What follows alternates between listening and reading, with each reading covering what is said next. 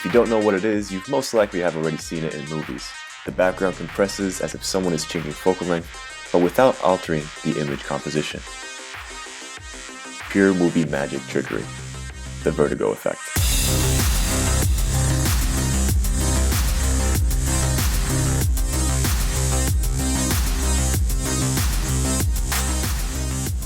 Now there's so much to talk about this effect and the impact it can have in a scene, but for this video we're just going to focus on what you need to do while shooting and what you need to do while in post. So let's skip the philosophy behind it and let's jump straight into the technicals. So what you want is a moving shot, either moving into your subject or away. If you have a zoom lens, you want to do the opposite of what your motion is. So if you're moving in physically, you need to zoom out with your lens and vice versa. Now if you don't have a Ronin M, which is what I'm using here, an okay alternative to a dolly, a gimbal, or a stabilizer is by using your tripod, shortening one leg and using the two front legs as pivot points. Now if you don't have a zoom lens, or if you just suck at coordination like myself and don't want to blow a take, I have the perfect solution for you. So let's jump into After Effects and let's take a look at what to do.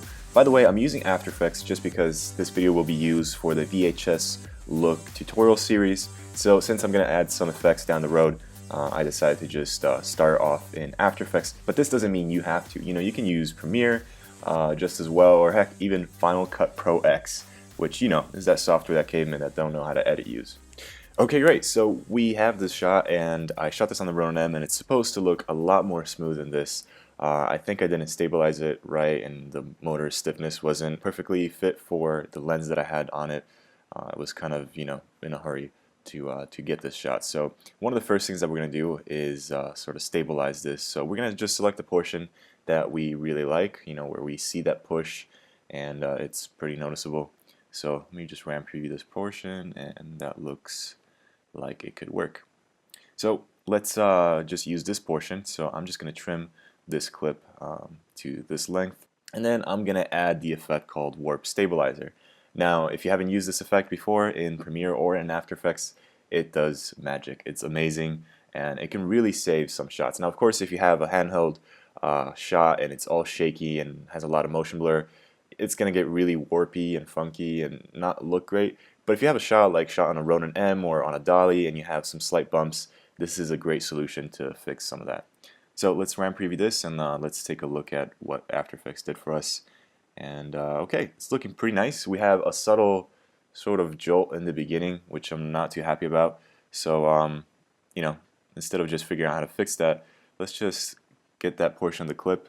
I'm going to hit Shift Command D, and that will split that layer into two. So we have just that portion with the bump in the beginning, and I'm just going to delete that and not worry about it. So I'm just going to make some adjustments with my work area, so that now we have just a portion of the clip that's moving in. So in this case, we are moving in physically, so what we're going to want to do is zoom out. So I'm going to go over to my scale and set a keyframe, but I'm actually going to push that keyframe in the beginning since we want to start zoomed in, and then we want to bring it back to 100% so that it looks like we're zooming out. So kind of did this backwards, sorry if it confused some of you guys, but essentially what you want to do is scale it up in the beginning, set a keyframe, and then zoom it back to its normal size. And as we RAM preview this, we can see that the ship in the background, all of the background obviously just sort of expands out as the Fiat 500 and our subjects in the center here stay put. And that's really all it takes. That's why you can do this in Premiere, and like I said before, even in Final Cut. Any software where you can set some keyframes for the scale of a shot or of a clip, you can do this. And it actually works out great in some cases, better than if doing it on a zoom lens, because the speed of zooming might not match with the speed of you moving in or away. So just to recap, essentially what you want to have is footage where you're moving closer or away from your subject, and then in post all you have to do is zoom out if you're moving closer and zoom in if you're moving away, and that's it. That's really all there is to it.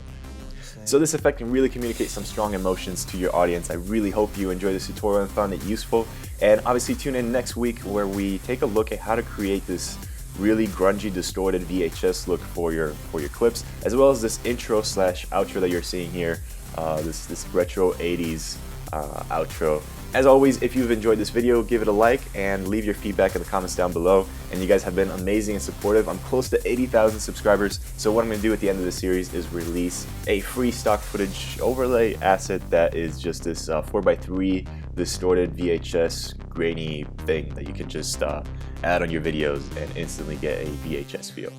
Alright, thank you guys so much for watching. My name is Chris Trini for Kriscoart Productions, and I will see you next week.